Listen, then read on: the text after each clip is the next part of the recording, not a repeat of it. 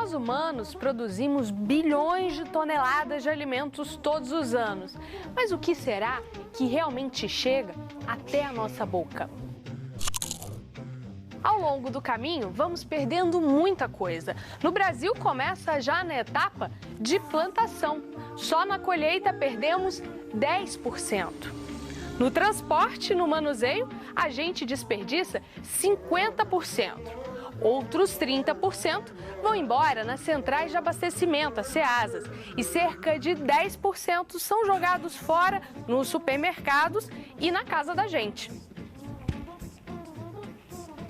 É tanta coisa que se perde que chega a ser 1/3 de tudo que nós produzimos no campo. No Caminhos da reportagem de hoje, você vai acompanhar de perto as etapas do desperdício de alimentos no Brasil e também saber que as soluções para esse problema não são nenhum bicho de 7 cabeças.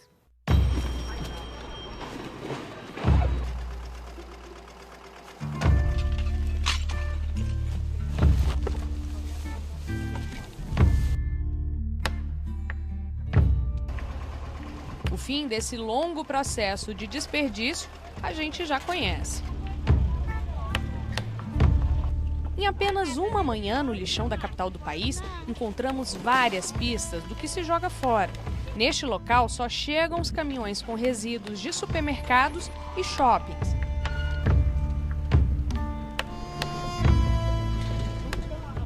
Aqui a gente consegue encontrar uma variedade de produtos. Olha só, caixa de leite, iogurte, queijo, camarão, mortadela, arroz e muita coisa ainda dentro do prazo de validade.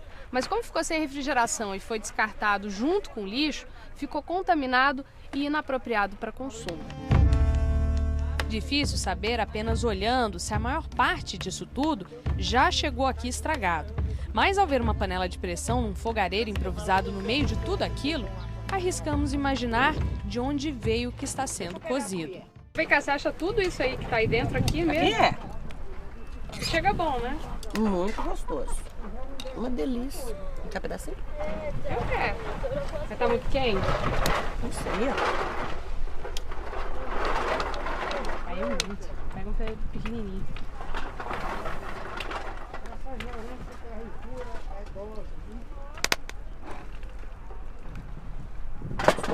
Aqui tem bacon. Feijão. Vamos aumentar um pouquinho? Tem cebola. Tem alho. Acha Ó, bacon assim aqui? que delícia, ó.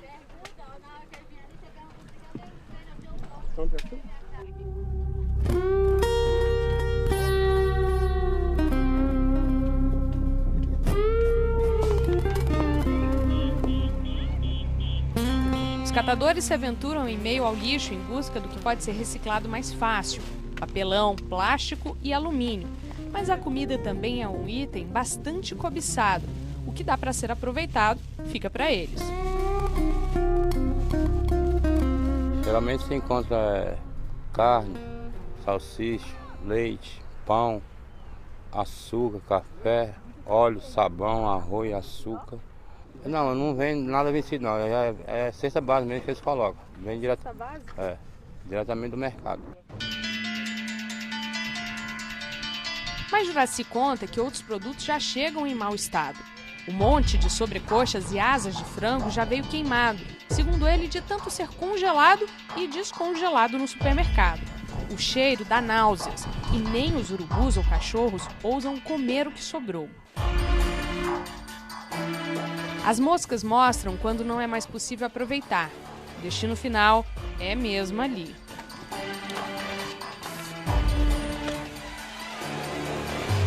E no vai e vem dos caminhões despejando montanhas de lixo, um chama a atenção.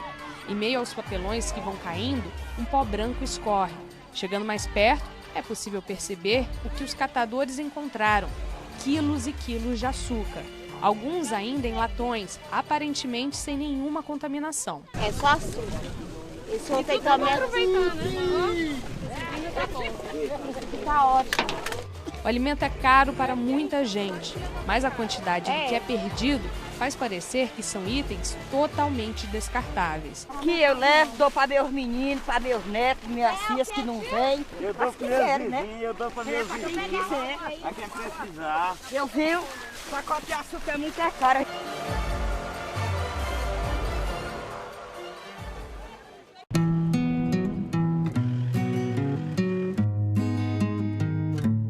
No Ceará, um alimento bem brasileiro chama a atenção, o caju.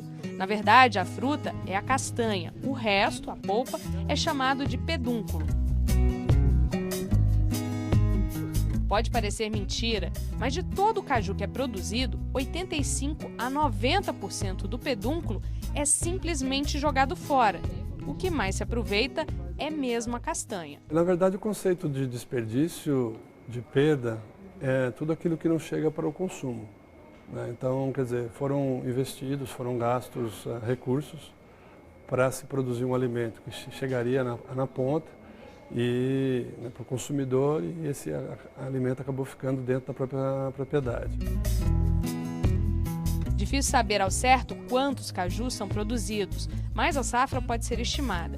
Este ano são esperadas mais de 306 mil toneladas. Imagina a quantidade de polpa desperdiçada. Na fazenda experimental da Embrapa, em Pacajus, no Ceará, o maior produtor da fruta, é possível entender o porquê do desperdício. A maioria dos cajueiros ainda é do tipo gigante, que alcança até 20 metros de altura. É impossível fazer a colheita antes que a fruta caia do pé. Assim que ele está maduro, ele cai, como você pode ver por aqui. E quando ele cai, com a queda, ele já sofre alguns danos, algumas injúrias, que faz com que ele perda, que o processo de perda dele seja muito rápido, certo? E, por outro lado, também a quantidade produzida é muito grande. E não tem, principalmente o pequeno produtor, não tem como escoar essa produção do pedúnculo. Então, na maioria das vezes, o que acontece? Ele coleta os cajus, retira a castanha, vende a castanha para a indústria e a maioria do pedúnculo realmente é perdido. Por exemplo, esse daqui já caiu, às vezes caiu já tem um dia, não dá mais para nada mesmo, né? Olha, e esse aqui, para você ter uma ideia, a diferença de um para o outro talvez seja de um dia de diferença. Porque o caju é altamente perecível. Depois que ele cai, a vida útil dele é 2 dias no máximo. Então, quando cai, rapidamente ele perdeu a qualidade. O caju é um alimento rico em vitamina C, tem 3 vezes mais do que a laranja. Geralmente é produzido em época de seca no Nordeste, quando não há muita colheita de outros alimentos. Se o produtor consegue a fruta ainda inteira, o que é chamado de caju de mesa, pode receber R$ 35 por cada caixa. Vendo essa quantidade de frutos no chão, dá para imaginar que muitos nutrientes e muito dinheiro estão sendo simplesmente jogados fora. Uma das formas de ter um caju bonito como esse, assim, que a gente só de olhar já vê que tem qualidade, né, Benézia? É manter as árvores mais baixas e também com fruto de maior qualidade. É isso que a Embrapa tem estudado aqui? Esse é um cajueiro anão precoce, né? É um cajueiro que foi desenvolvido aqui na Embrapa e é de coloração vermelha, né? Que é uma coloração que tem uma alta atratividade no mercado. E ele mantido mais baixo, como anão, você pode fazer colheita manual. E esse caju de mesa, ele serve também tanto para a indústria, porque você tem um pedúnculo bom para a indústria, com uma boa conservação pós-colheita, e você tem a castanha. Sem falar que o produtor também conseguiria aproveitar as frutas não tão bonitas para outros tipos de uso, como a cajuína, uma bebida feita a partir do suco de caju, doces, melados e, claro, a castanha torrada.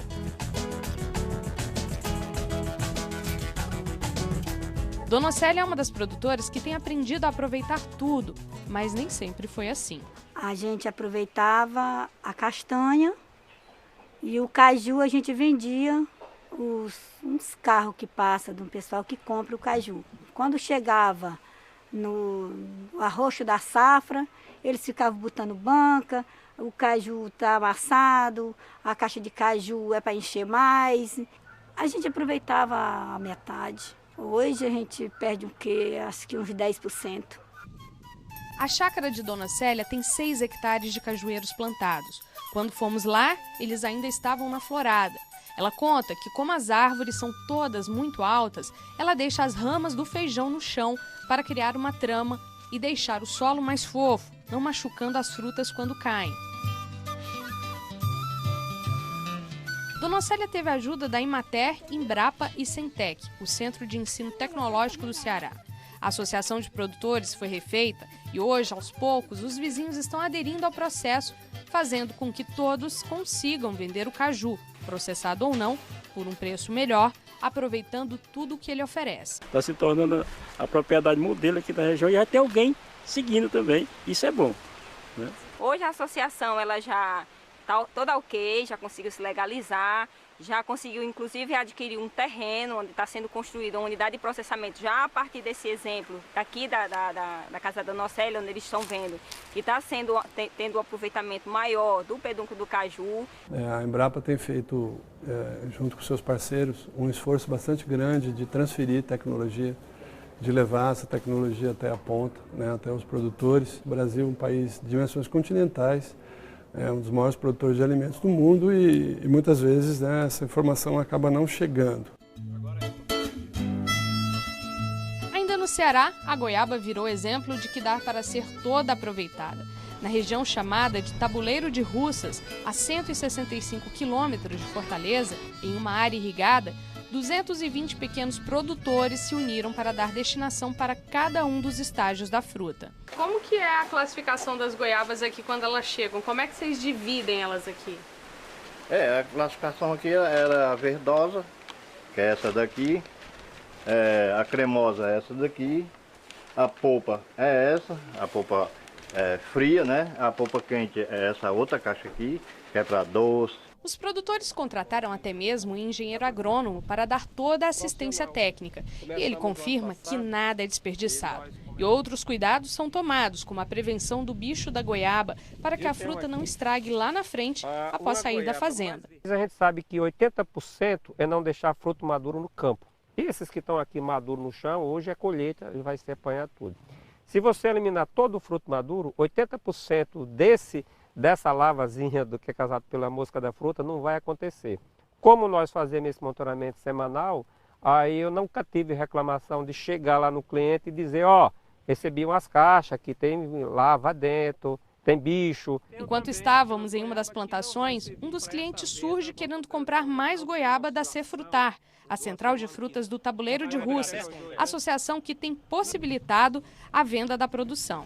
Hoje a gente tem regularidade de fruto o ano todo. Não, antigamente a gente tinha uma demanda de 3.000 caixas numa semana e na outra não tinha nenhum. Antigamente a gente via um fruto cheio de traquinose e hoje a gente não vê, né? A qualidade melhorou bastante. De volta ao produtor, o seu José mostra um outro cuidado que é preciso ter para não perder o produto. Tem um papel, uma camada de goiaba e um papel de novo, né? Por quê? Porque se ela bater uma na outra, se ela ficar... Por exemplo, essa daqui se ela ficar uma com a outra aqui, que ela é cremosa, ela vai machucar a pele dela, que é bem sensível a pele dela aqui, né? Aí ela vai ficar danificada mesmo, aí pro comércio não vai prestar. O consumidor chega, vê uma goiaba amassada, ele não vai querer. Antigamente era aquela caixa de madeira? Era. Só que aquela acabava que não reaproveitava? Não aproveitava não. E a outra caixa de plástico, ela é melhor do que a caixa de madeira, mesmo porque devido a colocar em cima da outra, centralizar direitinho. Né?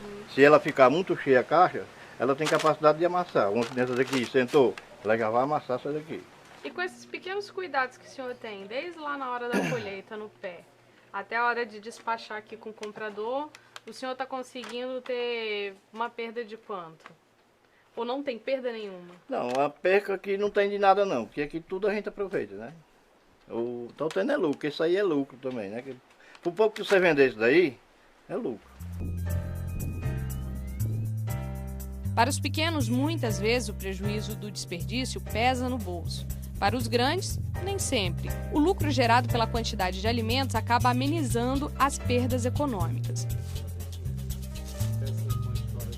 Já na fronteira do Ceará com o Rio Grande do Norte, conhecemos a Agrícola Famosa, maior exportadora de frutas do país. O controle das perdas é pensado desde a plantação, com tecnologia não muito cara, mas precisa. O desperdício já começa na escolha de todo esse processo, como fazer. E aqui na fazenda a gente monitora tudo. Essa manta, ela é uma barreira física, tá? Contra duas principais pragas, que é mosca minadora e mosca branca. Que isso lá na frente vai influenciar se você vai ter mais produtividade ou menos produtividade. Fruta melhor ou fruta pior. O cuidado chega a ser tão especializado que para alguns tipos de melão a atenção é individual. Em determinadas frutas nós colocamos bandejas embaixo da fruta, uma a uma, para que algumas enfermidades de fungos de solo, elas não atinjam a fruta e, consequentemente, você vai ter uma perda lá no packing house. E assim, desde a colheita até o transporte dentro da própria fazenda, tudo é monitorado. A região é bastante seca, no meio da caatinga, e tudo é irrigado por gotejamento. Como a água por aqui é difícil de se achar, vem do subsolo, o jeito é economizar. A utilização de tecnologia, não só de mulching, que é esse plástico que vocês estão vendo, que aí eu consigo ter uma redução de 25% a 30% de retenção de água, porque eu crio um microclima de umidade.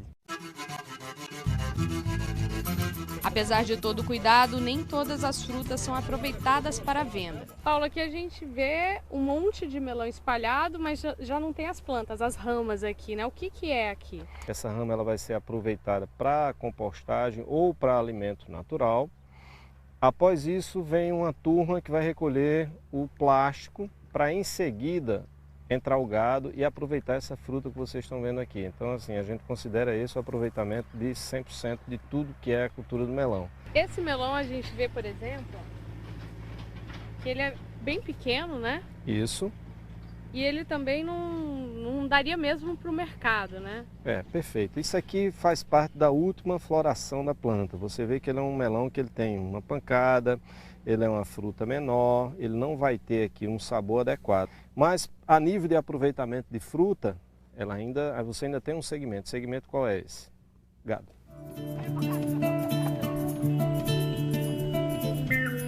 Após a colheita, as frutas chegam no packing house, ou a casa das embalagens. Aqui elas são lavadas, checadas, acondicionadas e vão para câmaras frias.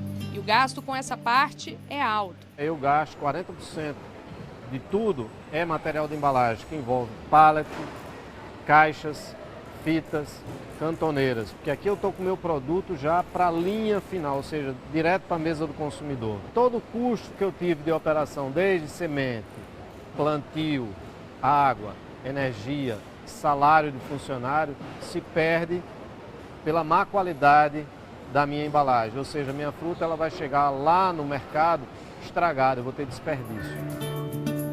O transporte também faz a diferença. Como tudo é resfriado, o ideal é que as frutas cheguem até os supermercados na mesma temperatura. Mas nem sempre o comprador, que geralmente paga o transporte, quer gastar a mais com os caminhões. E aí é desperdício na certa. O prejuízo, na realidade, é uma cultura. É uma cultura que o brasileiro tem. Hoje, se você for avaliar, você tem problema no produtor, você tem problema em quem transporta, você tem problema em quem distribui e você tem problema em quem consome. Até na nossa própria casa existe esse tipo de coisa. Então, assim, penso, todo mundo perde.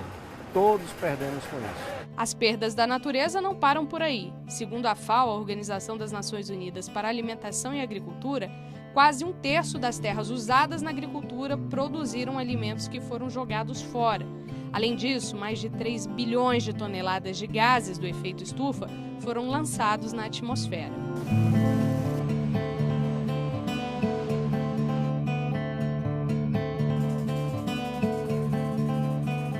O desperdício não para por aí. Daqui a pouco a gente continua seguindo o caminho da perda dos alimentos, mostrando a quantidade que é descartada nas centrais de vendas.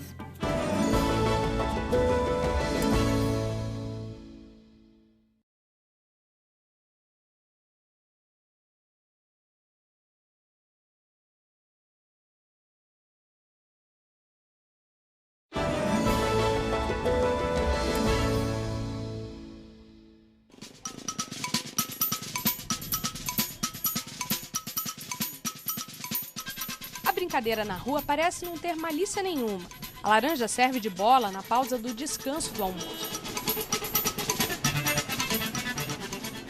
Mas a cena revela algo triste. o descaso com que tratamos o desperdício de alimentos no país. É comum ver frutas e verduras no chão de ceasas e supermercados, e os comerciantes já estão acostumados com isso. Este aqui, de Fortaleza, no Ceará, vende hortaliças e se conforma em perder todos os dias boa parte do produto que compra para vender. Hoje esse horário encerrou. Aí ali ele tá pegando para quê? Não, aquilo ali eu doei para levar para os animais na Petecó.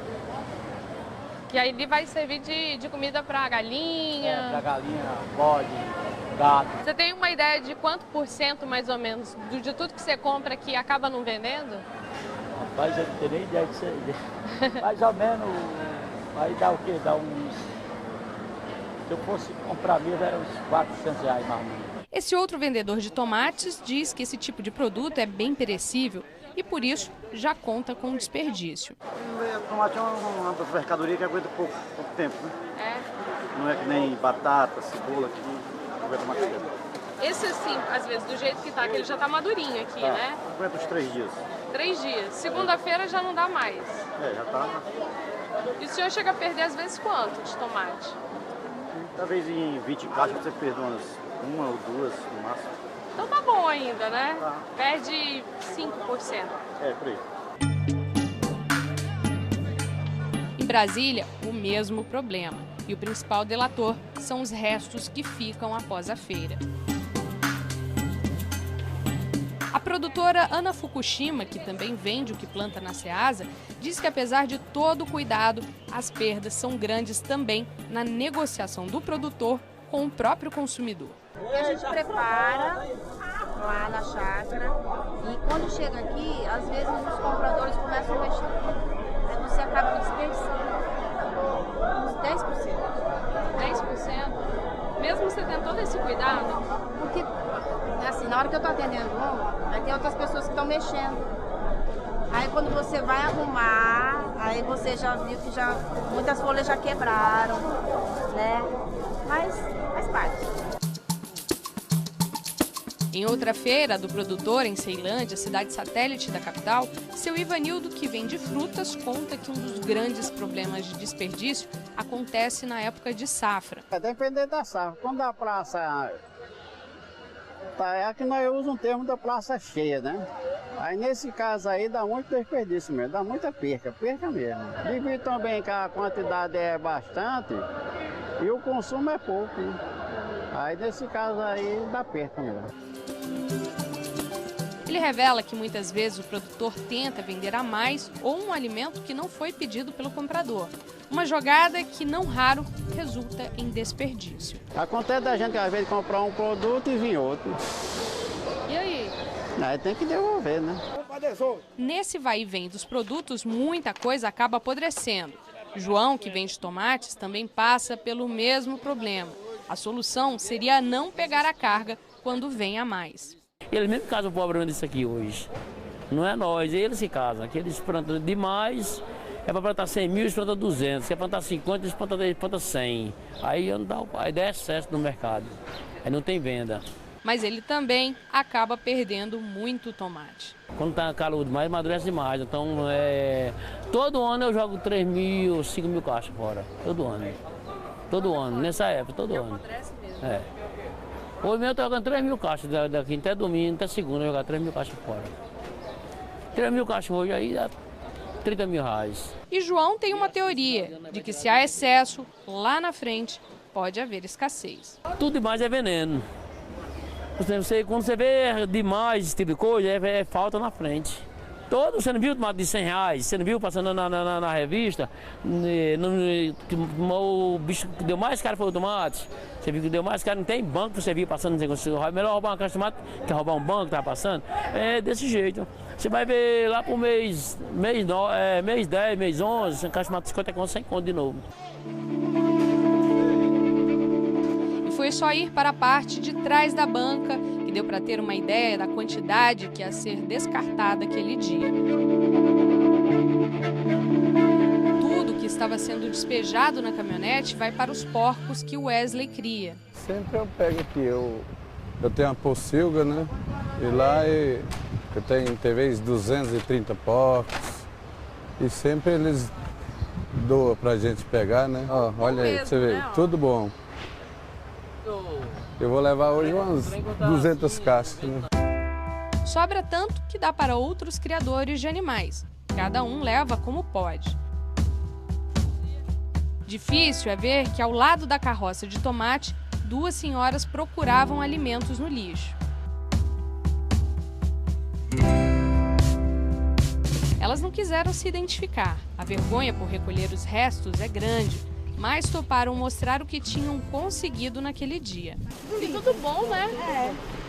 Pimentão. Isso aqui é só tirar a pontinha, né? É.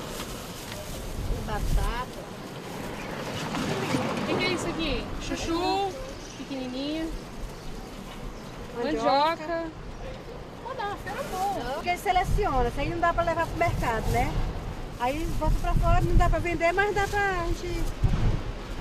Pra vender totalmente não dá, né? Precisa levar pro mercado. Aí eles... E vocês vêm sempre aqui? Vêm sempre. Segundo a ONU, de cada 7 pessoas no mundo, uma vai dormir todos os dias passando fome.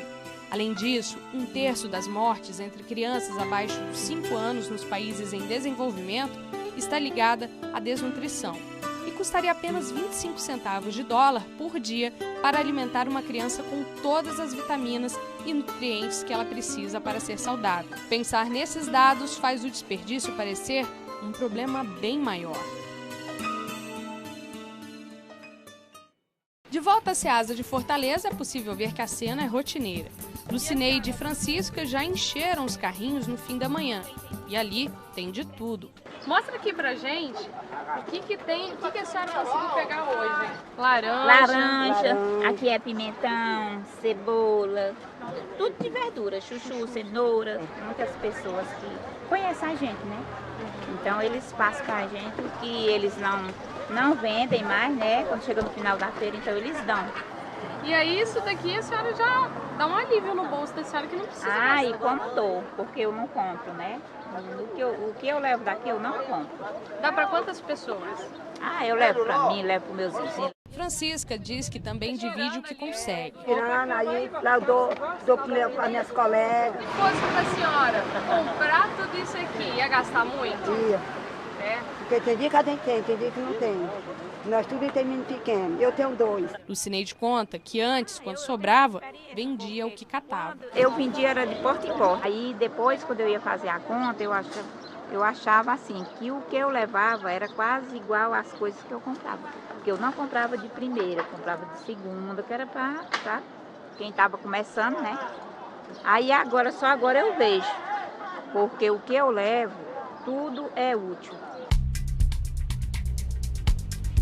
Bem perto dali, outras 2 mulheres, mãe e filha, trabalham num outro tipo de reaproveitamento do que iria para o lixo. A gente está aqui com a Lucicleide e a Dona Socorro. Isso tudo aqui que a gente está vendo, elas foram juntando do que o pessoal não queria mais, né? Lucicleide, você está aqui juntando fruta, verdura, desde que horas? Desde 7 horas. A gente chega aqui 7 horas, aí fica até 4 horas, 5 horas da tarde. E junta muita coisa, né?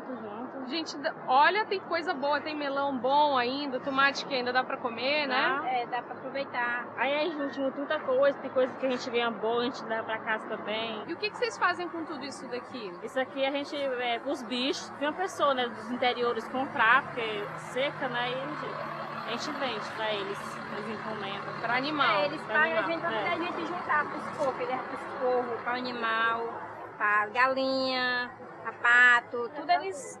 pros bichos comer, tudinho. Agora, quando vocês veem um negócio que ainda tá bom pra consumir, vocês separam pra vocês ou não? Separa, né? Separa. Às vezes a gente ganha também as coisas boas também, e a gente separa, a gente leva pra casa.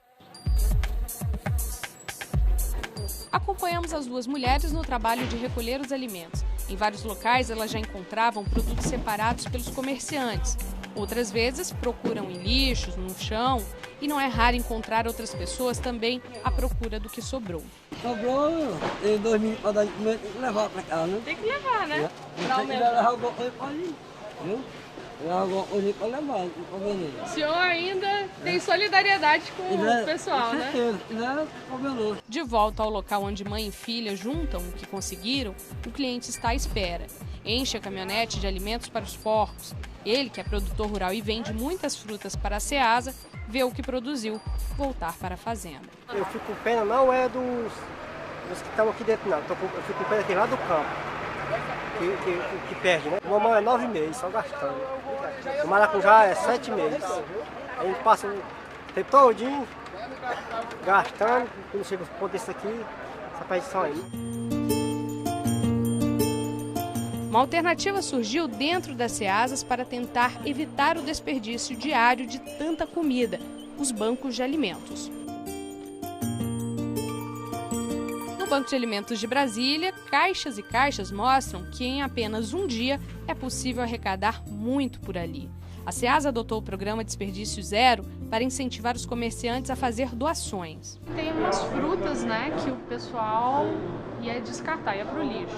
Sim. E vem aqui para o programa Desperdício Zero, né? O que nós temos hoje no Banco de Alimentos, que o PDZ todos os dias recolhe junto aos permissionários, lá dentro dos boxes. Tá? Eles ligam ou nós passamos perguntando o que eles têm para poder doar aquilo que não é comercializável. Então hoje nós recebemos aqui essas bananas, tá? Que você pode ver que elas estão um pouco estragadas, mas que ainda é possível consumir.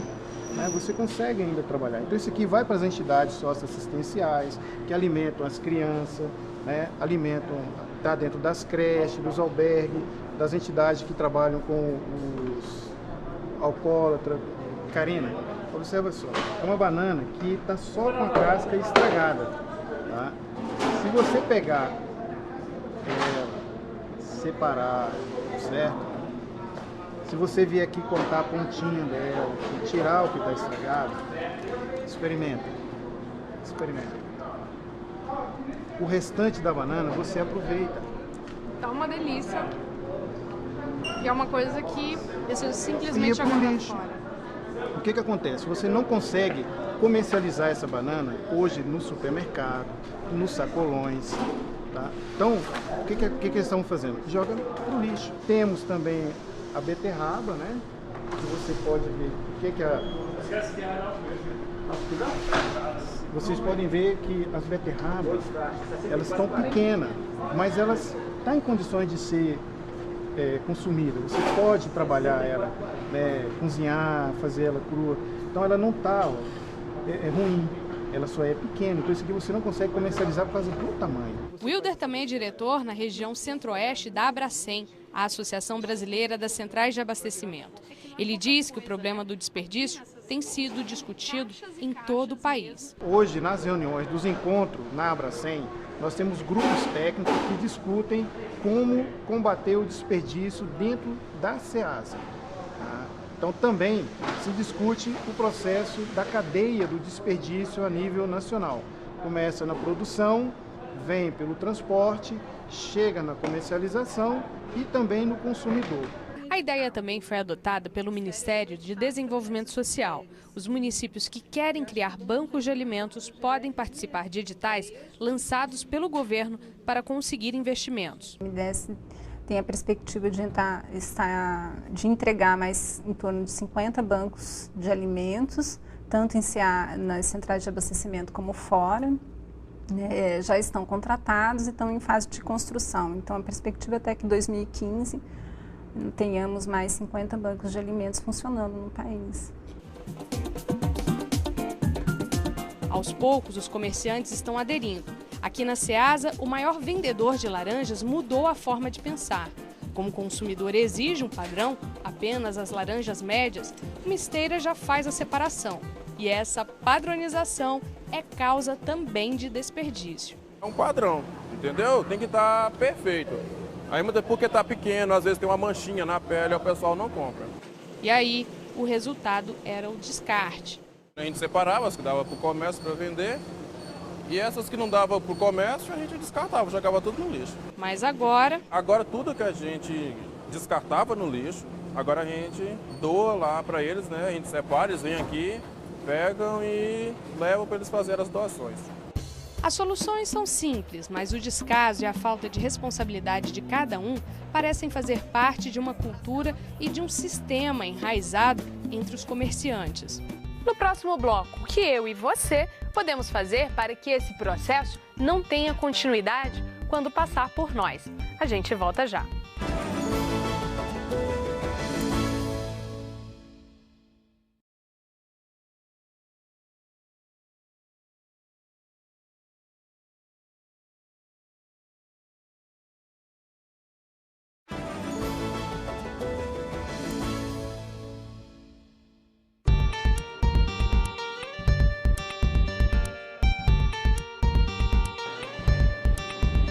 É fácil reparar o desperdício em locais onde há uma grande concentração de pessoas para comer. Os pratos se acumulam e dá para ver que muita gente coloca mais do que devia. Nos restaurantes, os donos confirmam que há desperdício de alimentos por parte dos clientes. Neste, em Fortaleza, o que mais sobra são os pedidos à la carte.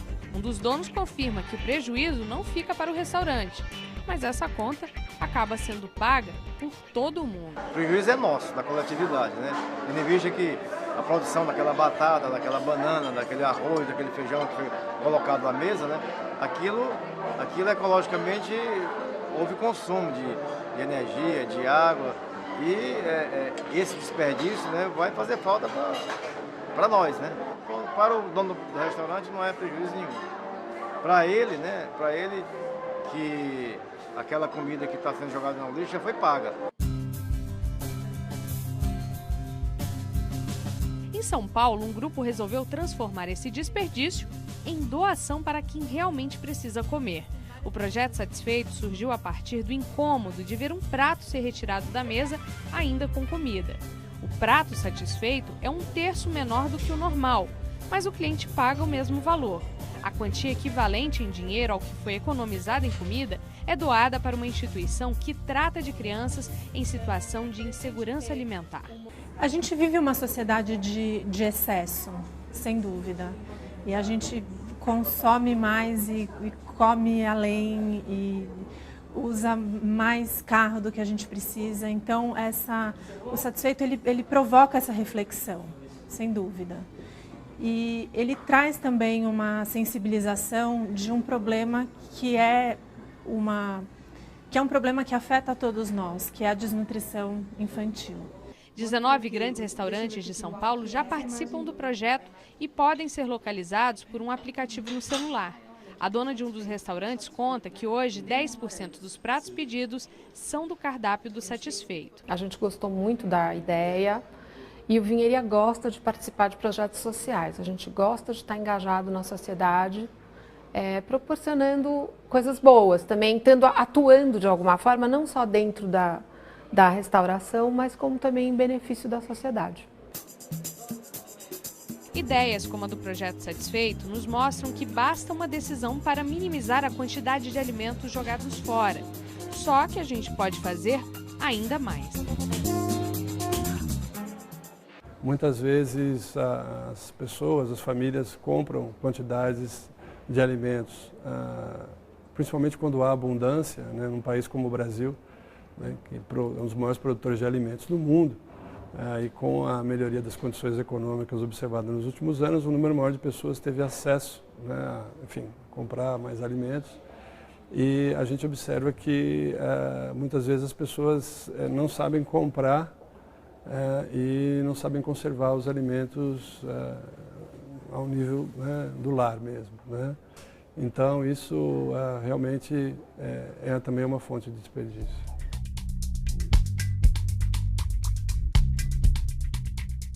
Uma das formas da gente evitar o desperdício em casa já começa na hora da escolha aqui dos produtos na gôndola. E para ajudar a gente, quem está aqui é a professora Rosa, especialista no assunto, né, professora? O tomate, que é um produto que todo mundo consome, tem alguma dica assim, especial para evitar que ele lá na geladeira apodreça ou que a gente perca ele? Com certeza. Como você disse, o momento de você fazer a escolha adequada pela hortaliça é no supermercado, é na gôndola, no setor de FLV. O tomate ele deve estar mais ou menos nessas condições aqui. Se ele tiver muito vermelho, o que vai acontecer? Eu só compro um tomate nessa situação quando eu vou consumir no mesmo dia. Tá? Então, se eu for consumir ele hoje, eu posso comprar um assim, que esteja durinho e que não tenha nenhum buraquinho na casca. Um tomate dessa cor aqui, professora, ele duraria quanto tempo mais ou menos na geladeira? Olha, um tomate nessas condições, ele dura aí uma semana. O ideal é que ao comprar, você não compre quantidade muito grande. Tem a abóbora ali, que é às vezes complicado de escolher também, ou não? E aqui a gente verifica a abóbora de 2 tipos para comprar. Ela já cortada e inteira, né?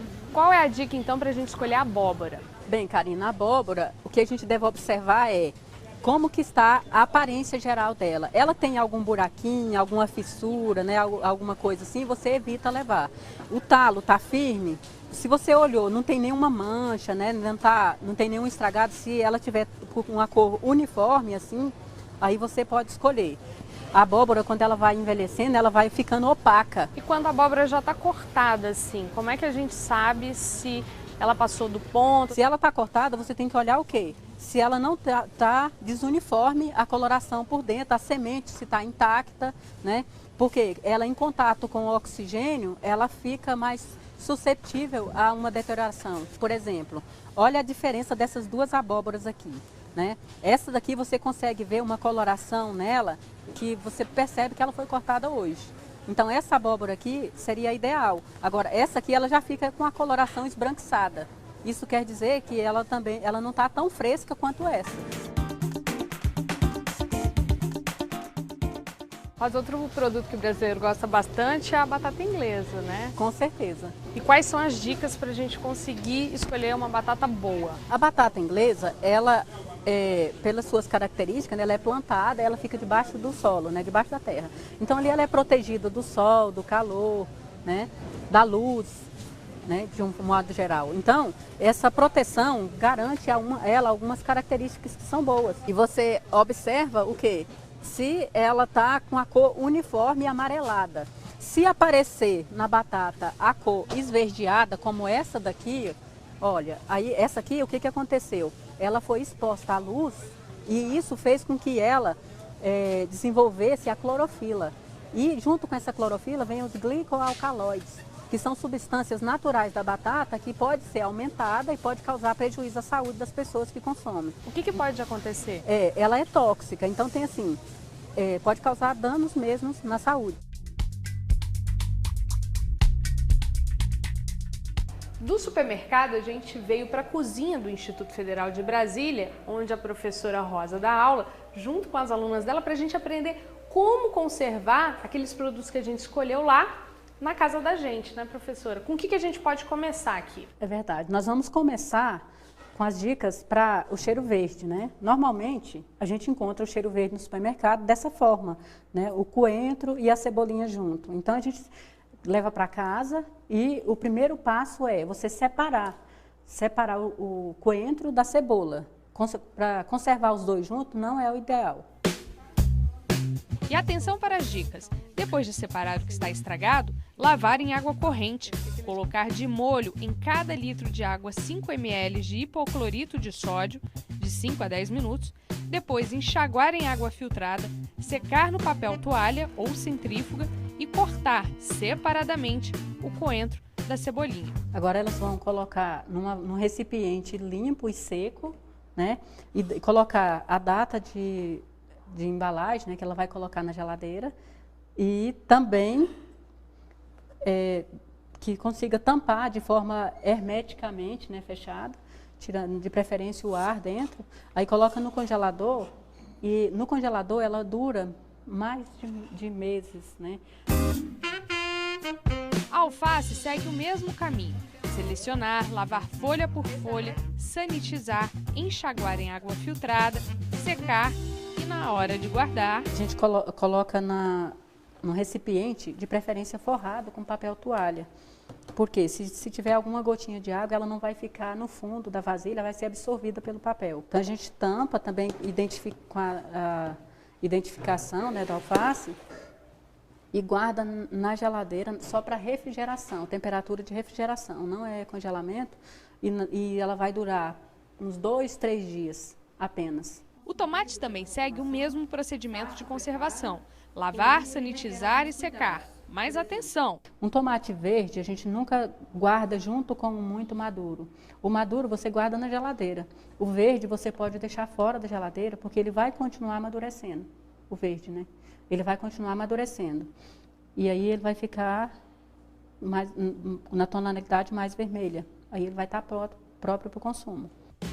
Já a abóbora tem uma dica diferente: o branqueamento para poder conservá-la mais no congelador. Primeiro, descasque a abóbora, depois corte em cubinhos e aí é levá-la para a água fervente. O tempo que ela fica em contato com a água quente é de acordo com o tamanho do corte que você fez. Então, se a gente cortou desse tamanho aqui, ela está pequena, a gente só vai deixar dentro da panela até levantar a fervura após a colocação dela. Então, a água começou a ferver novamente, a gente vai retirar imediato e colocar na água gelada. Depois é só escorrer para retirar o excesso de água e colocar num recipiente seco e fechado para ir ao congelador. Dura até 3 meses dessa forma. E o mesmo pode ser usado em outros legumes, como cenoura e batata. Esse processo de escolha no supermercado acaba criando padrões que o consumidor segue para não desperdiçar o que compra. Mas o que fazer com o que fica sobrando no supermercado? Assim como os bancos de alimentos, um projeto do SESC, o Mesa Brasil, viu oportunidade de melhorar a alimentação das pessoas mais carentes nos alimentos que não estavam no padrão, mas ainda em excelente estado de consumo. Só este ano, entre janeiro e agosto, foram distribuídos mais de 26 milhões de quilos de alimentos, beneficiando 1.700.000 pessoas em 500 cidades do país. O programa nasceu em 1994 e arrecada alimentos que estão sobrando e distribui a entidades que trabalham com pessoas carentes. No Mesa Brasil de Brasília, dá para ver o tipo de alimento que chega por aqui: frutas, legumes, folhagens. Outro tipo de doação que o Mesa Brasil recebe são de alimentos industrializados, coisas do tipo como essa aqui, ó, que a caixinha abriu, mas por dentro ainda tem uma outra embalagem e está tudo ok para consumir. Outros vidros, como esse aqui, que simplesmente só caíram um rótulo, uma caixinha amassada, mas que por dentro o alimento ainda está ok. E até alguns vidros, por exemplo, como esse aqui de leite de coco, que a data de validade, ó, só vai vencer em maio de 2014. Tudo ainda em perfeito estado para consumo, mas que as pessoas, quando vão no supermercado comprar, acabam não escolhendo esse tipo de alimento. Só no Distrito Federal são atendidas 150 instituições sociais. A cada 15 dias, elas vêm até a sede do Mesa Brasil buscar as doações. Lá é aproveitado tudo, né? Isso aqui, Ave Maria, chega lá, é uma festa lá. E se não tivesse essa doação, não tinha como sustentar esse tanto de criança não, né? Porque só para modo de comprar, de onde vai ser o dinheiro? Não tem dinheiro que dá para comprar tanta comida para criança, né? E muitas vezes o relato que a gente tem das próprias mães quando vão lá é que às vezes é a única refeição, são as únicas refeições do dia, as que fazem na creche. Então faz a refeição ali às 4, 5 horas da tarde, a outra refeição é às 7 horas da manhã do outro dia. Apesar disso, ainda é pouco o que arrecadam para quem precisa. Nós temos espaço físico, pessoal para ir até lá e buscar essas doações, só que a gente hoje vê que o número de doação diminuiu consideravelmente.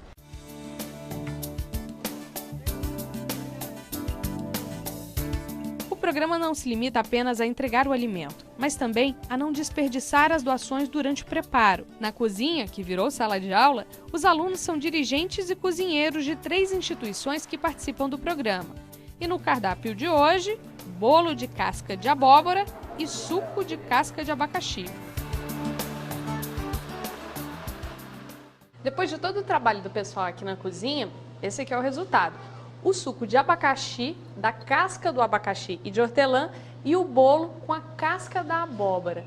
Carla, geralmente são receitas assim mesmo para que as instituições possam aproveitar tudo mesmo e não desperdiçar nada? Isso mesmo, nós podemos aproveitar as sementes para fazer um tira-gosto bem gostoso, podemos aproveitar as cascas em um bolo salgado, uma torta, podemos aproveitar em um bolo doce, em um suco. Aproveitamos os alimentos de diversas formas, sem desperdiçar nada. Depois de tudo isso, a degustação. E estava uma delícia. Quem já fez a oficina tem colocado em prática o que aprendeu com as nutricionistas do Mesa Brasil. Fazemos o chuchu com a casca também. Fazemos aquela abobrinha menina, conhece? Com a casca. E hoje eu aprendi uma receita para mim fazer aqui no dia a dia, porque eu amo cozinha. Eu sou cozinheira há muito tempo e eu sou apaixonada por cozinha. Faz economia no bolso? Faz bastante. A diferença é muito grande. Porque, assim, em particular na minha instituição, desde que o Mesa Brasil começou a pegar e a me ajudar lá na instituição, a gente tanto aprendeu bastante, como eu economizei bastante no fato da alimentação. Em vez de eu pegar e comprar mais coisas, porque verdura, fruta, tá caro, tá bastante. Então aí, na fruta e na verdura, eu estou economizando e colocando outros tipos de coisas e passando outros tipos de atividades para as crianças.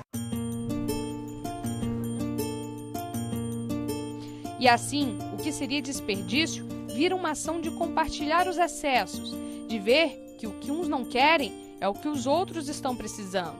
Segundo a FAO, o Brasil está no caminho para reduzir o descarte de alimentos, mas ainda longe de atingir o nível ideal. Por dia são jogadas fora 39 mil toneladas de comida. Mas se cada um assumir sua responsabilidade nesse problema, ele pode ter uma solução.